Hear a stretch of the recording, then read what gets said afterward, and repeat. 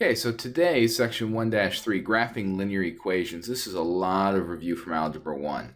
Everything on here you've probably already been introduced to, so we're just going to make sure that we remember it. So a little bit of review and make sure that our skills are strong. So whenever you're plotting linear functions with ordered pair solutions, ordered pairs, these are really just coordinates. Okay, so these are pairings of x and y. And in order to plot those, I'm going to need at least two. Really, I just have to have two. If I can find 2 points, I can put a line through them, and I've plotted a linear function. So I need to find 2 coordinates, 2 of the ordered pairs in order to graph these. So let's take a look at the examples here with the tables. We're going to plot the following equations, and we're going to verify in a calculator. So what I can do to kind of simplify this is I'll pull up the calculator, and if I hit y equals, and I plug in the equation y equals 3x plus 2. I can go to the graph and see what that looks like. And I can also hit second graph, go to the table, and I can plug in the table of values. Typically, I like to start, somewhere at 0, or you can just stay on the positive. It really doesn't matter, because as long as you have 2 points for these linear functions, you can graph them. So let's just start here at 0. So I have 0, 2, 1, 5, 2, 8, 3, 11.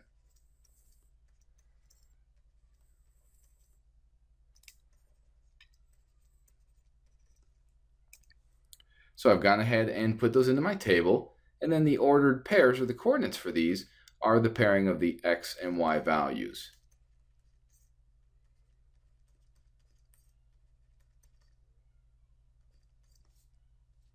And I can go ahead and plot these on the graph below, and I'll do so in just a moment. Over here on the right-hand side, I have another function. This is called standard form. We'll get to that in a moment. And in order to graph this, or the easiest way really to graph this, is perhaps to put it into y equals mx plus b. That's our slope-intercept, allows us to put it into a calculator. It's probably the most common form of a linear equation that we deal with. And in order to do that, I just use my properties of equality in order to manipulate the equation. So I subtract 3x from both sides.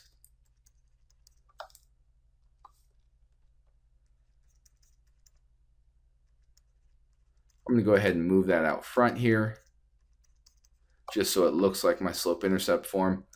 And then we divide both sides by 4.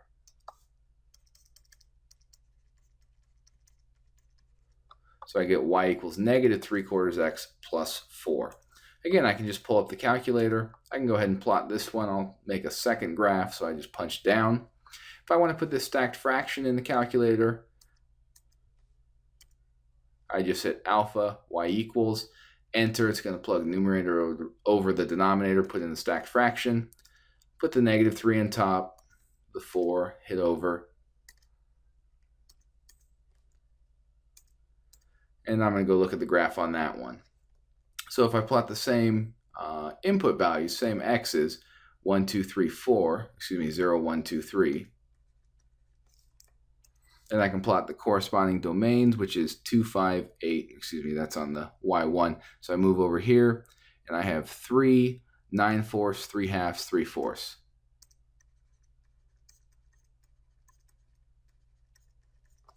Double check those again, and we're good. And that again is my pairing of coordinates.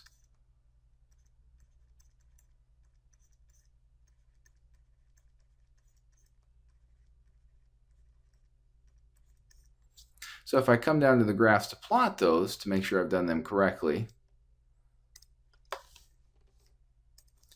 let's go ahead and plot this one. So I had the coordinates 0, 2, 1, 5, 2, 8, 0, 2, 1, 5, 2, 8, it was 3 and 11. I'll go ahead and draw a line right through those. We do know that it extends in both directions indefinitely. So there's my linear function for that first equation. The second one, I put those points on the table, and you may want to choose better points. It doesn't really matter for our purposes right now. I see I have an exact value at 0, 3, and I have another one at 4, 0. So I might want to go ahead and plot those to make sure my graph looks as closely to what it should be. So 0, 3, and 4, 0. There's 0, 3. There is 4, 0. And then we'll graph through them. And again, if I double check on my calculator, there's the first one, there's the second one, and that's what I've represented here in those two graphs. Standard form we just mentioned is in the form ax plus by equals c. This is a really great form if we want to find the intercepts, and finding the x and the y-intercepts makes it very easy to graph. You just saw me do that in the table up above. Now specifically, the x-intercept is where the graph or the function crosses the x-axis. So wherever my graph crosses the x-axis, if I just do a quick little picture here, I just make my y-axis, my x-axis, and I graph some function that crosses them. Here I have an x-intercept, that's where it crosses x, and that will always be displayed as a value, some value of x. It crosses somewhere on x, and it has a vertical positioning, a y value of 0, because it's neither above it nor below it. So an x-intercept always has an x value and a 0 for y. Very similarly with the y-intercept, that's where my graph crosses the y-axis.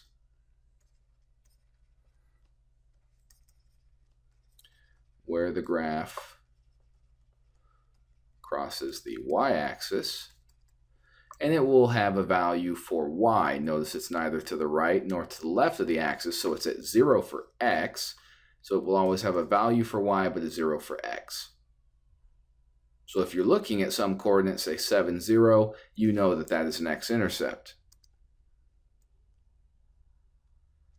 So we can graph these ones here. It's asking us to find the x and y-intercepts and then graph them.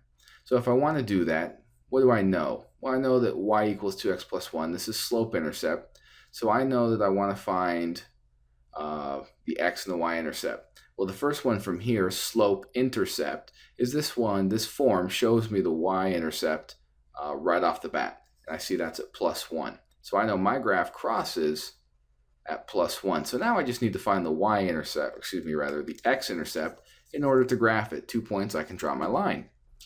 So I know that wherever I cross x, the value for y will be 0. So what I can do is I can set y equal to 0 and then rearrange or solve my equation in order to find what that value of x would be.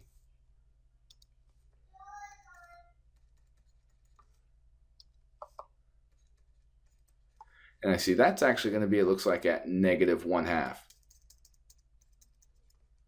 So I know that at negative 1/2, negative 1/2, 0, that would be the x-intercept. So my graph looks something like that. And I could double check it in the calculator here real quick. Go ahead and delete those two, and I have 2x plus 1.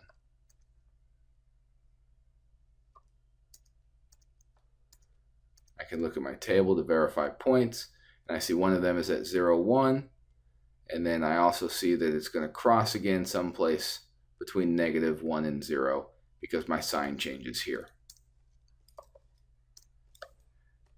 And on this one, 5x minus 2y equals negative 10, that again is in standard form. All I have to do if I want to find the intercepts is set both values equal to 0. So we'll put x-intercept here, just x-int. We'll find the y-intercept over here. And so if I want to find the y-intercept, I know x is 0. So I'm going to write this as 5 times 0 minus 2y equals negative 10. And I'll write this one whenever I cross x, y is 0. So I'll put 5x minus 2 times y, which is now 0, equals negative 10. Now I can solve. Well, this is always going to cancel because it's multiplied by 0. So I have 5x equals negative 10.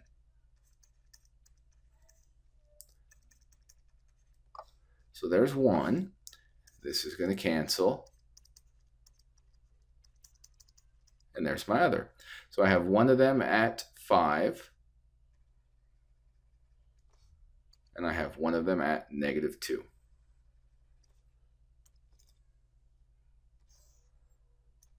And there's my graph. So that's all we're needing to do in order to graph. If I have it in standard form, easiest way is probably to find the intercepts. Just make x0 solve, make y0 solve. If I have it in slope-intercept, we should certainly be able to find that. You would just find the y-intercept, plot it, and you can use the slope actually to find another point, which we'll look at further down here.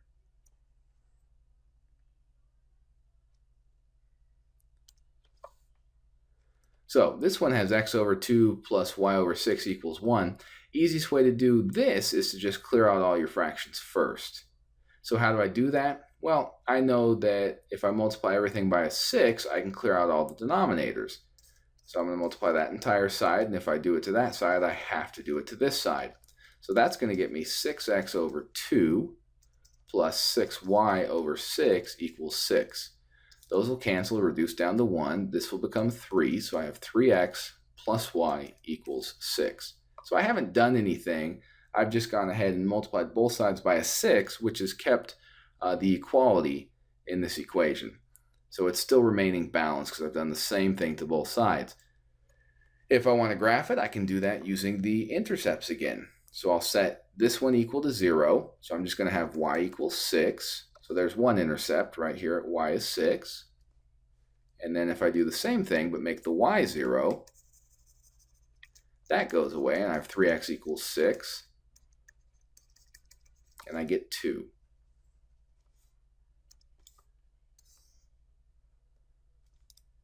And there's that graph.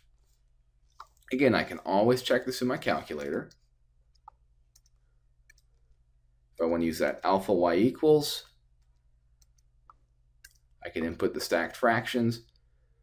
In order to put this in the calculator, sorry, one caveat, you do need to rearrange and solve for the y. So there is some manipulation there that you have to do first.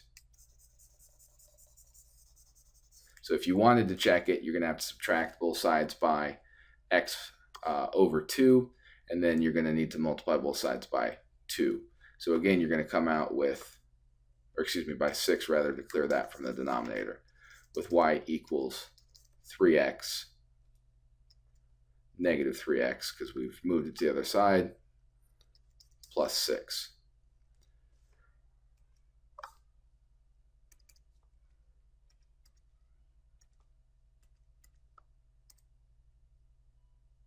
And we have a picture that looks very close to mine.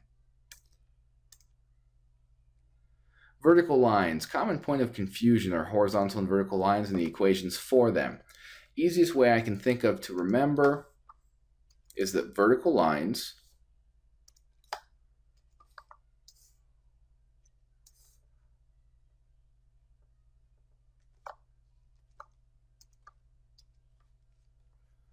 so if I draw a vertical line, they only touch one axis. And what axis do they touch? Well, they cut through the x-axis. So vertical lines always follow the form x equals. Where do they cut through x? Well, wherever that point may be. In this case, if it were, say, 1, 2, 3, that would be x equals 3. Every point on this line has the value of 3 for x. That's a vertical line. It will always be x equals. Horizontal is just the opposite.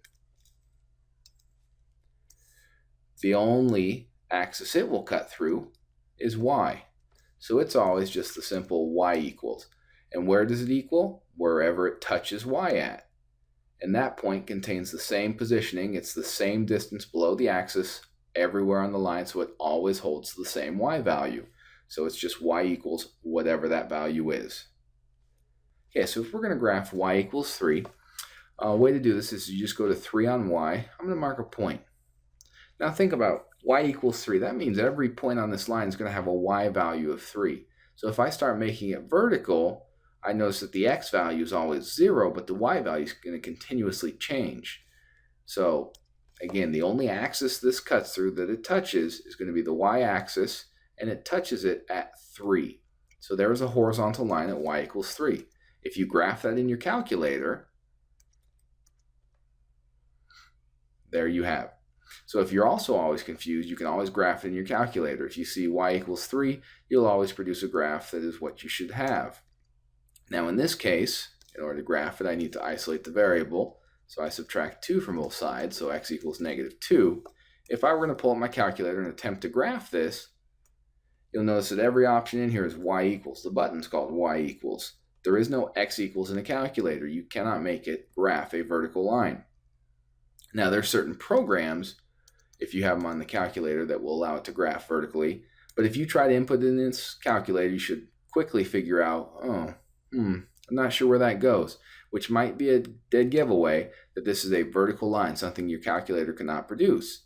So if you go to x equals -2 and mark a point and think about it, so x is -2, well, if I draw a horizontal line, my x value is always changing, so it's not always -2. So then this must be a vertical line at -2, and every point on here is -2 for the x-coordinate.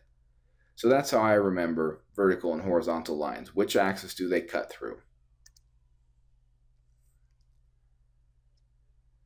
And final bit here is on slope-intercept, which is probably our favorite form because we spent the most time with it. We have a couple components here in slope-intercept. M is the slope of the line, and B is the y-intercept. So where does your line cross y? And then what's the slope, which is the rise over run? And we can use that slope to graph a second point. So if you look at the example down below, and I have y equals 3x plus 4. Let me scroll up just a little bit more and we'll try and do it all on the same screen.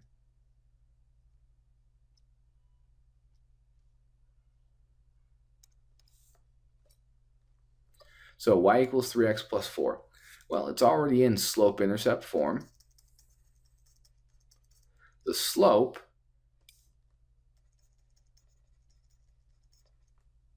is y equals mx plus b. So the m then corresponds to the 3. There's my slope. That's the slope, the rise over run, represented by the lowercase m. The b then is the 4. That's the y-intercept, slope-intercept. And then if I want to find the x-intercept, I can just set y equal to 0 and rearrange it.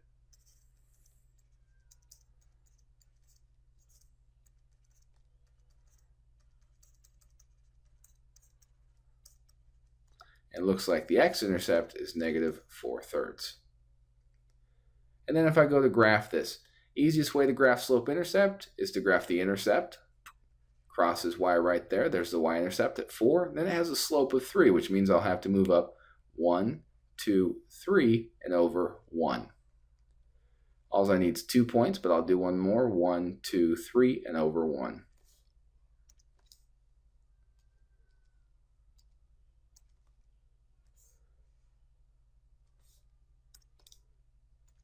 And there is my linear function y equals 3x plus 4. So have these notes completed and any questions ready for class tomorrow. We'll see you then.